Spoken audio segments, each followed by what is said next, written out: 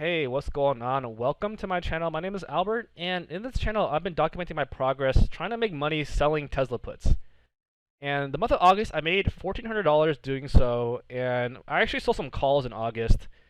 And the reason for that, I'm not bearish on Tesla at all. I just sold some calls because I have a lot of shares in my account, and I don't want to sell puts unless I'm holding the cash now.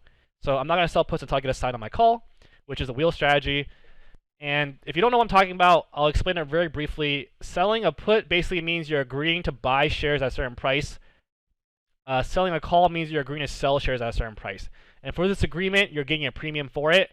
And basically what I'm doing is I'm making an agreement to do so. I'm collecting a premium. I'm just hoping that agreement doesn't make sense.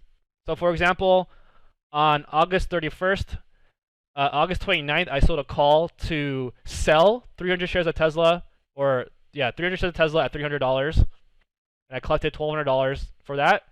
And then the stock price went down, so now on August 31st, I basically bought back that promise, meaning that I don't have to do that promise anymore for at a lower price, because now the odds of that happening are lower. The odds of this going past $300 is lower now. Okay, hope that makes sense. If it doesn't, watch my other videos on how calls and puts work. So anyways, I made $1,400 in August, which is I'm happy with it. It's money.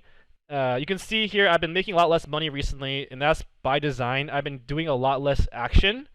You'll notice here, like between the months of February to May, in this column right here, you can see the amount of premium I was collecting, not actually making, right? Because I sometimes to buy it back, so you lose it as well. And you can see I can lose money as well, right? But the amount of premium activity is so much higher than it is now, is because I've been just really trying to optimize for less mental strain. And I feel like that was a factor I never considered when I started this channel.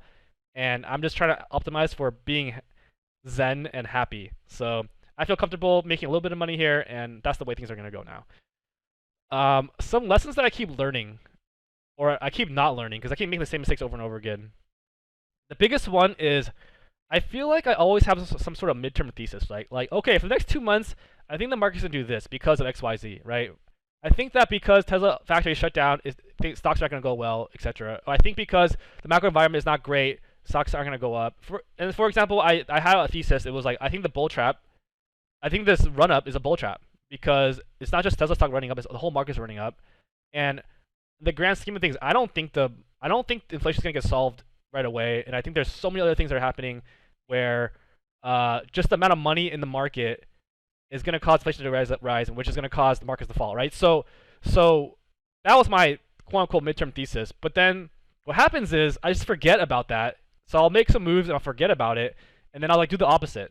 So when the stock price started running up, I was like, oh my god, the stock is splitting. I thought things were going to go, like, the stock's splitting, and it might go to the moon, and I get this FOMO, and then I act differently than how I was previously thinking about it.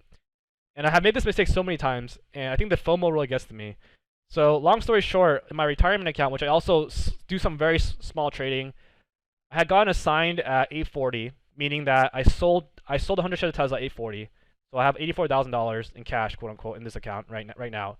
The rest of it is in shares, right? And then the stock price runs up. So I'm like selling calls, selling puts. I'm making some money there. So I made about $6,000. So now my break-even price is about $90,000, right? And then what happens is Tesla goes to 930, and I get FOMO. So I buy the shares back at 930, and I could only afford, let's call it 97 shares instead of 100 shares when I sold it for. And now the stock price goes back down. If I had just held on and done nothing, then I could have bought the shares back at much lower. But I got that FOMO, so I end up losing 3 shares versus just losing 0 shares for doing nothing, right? And I could have gained like 10 shares if I just held the cash. So just an example of like where FOMO is kind of getting to me, and I just have to remind myself constantly, hey, like, there's like upper limits and lower limits of what's going to happen. Just kind of trade within those limits, and don't be buying high and selling low. But yeah, so I lost like about 3 shares worth of Tesla in my retirement account, which honestly isn't the biggest deal, because I've been trading in that account like very slightly over the last year. I probably made about 10 shares. So now I'm down 3 shares. So yeah, so I'm still up 7 shares. So other stuff going on. This guy reached out to me and told me some stuff about YouTube, and he mentioned that I should focus on the YouTube thumbnails and titles. And I think that made a lot of sense, because he says that that's what gets people to click on it, and then your content is what gets people to stay. So I've been spending all my effort on recording a video, but I would spend like 2 minutes on the thumbnail and 2 minutes on the title, probably even less than 2 minutes. And then even the thumbnails I was making, I think I just try to make them to be funny. So I think what you said made a lot of sense. So I'm gonna try focusing more on the title and thumbnail now and see how that goes. So that's really cool. I had a bunch of new ideas for my YouTube channel as well. I because I'm selling less puts, and I also want to expand my horizon a little bit. I want to talk about other things, but I had this really good idea. I don't know if it's good or not. I had an idea. I had an idea. And my idea is like I have these goals that I want to achieve, and they're like okay goals. They're not like super hard or anything, but I figured it'd be fun if I like documented the progress of achieving those goals from like where I'm at now to where I'm at in like 30 days or something.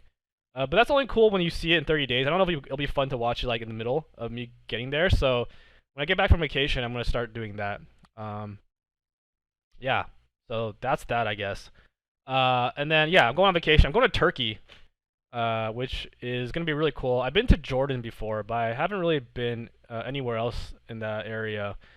And usually when I travel, I don't know anything about anything, and my wife plans everything. So that's kind of like this now. So I'm probably gonna spend maybe an hour just reading about Turkey and learning more about the history, and then I'm gonna go to Turkey for about 8 days. So not gonna see a video next week. But when I come back, I got some ideas, man. They're gonna be great, hopefully. I'm gonna really put an effort on this YouTube thing. So yeah, it'll be great. So yeah, man. Thanks for watching, and talk to you later.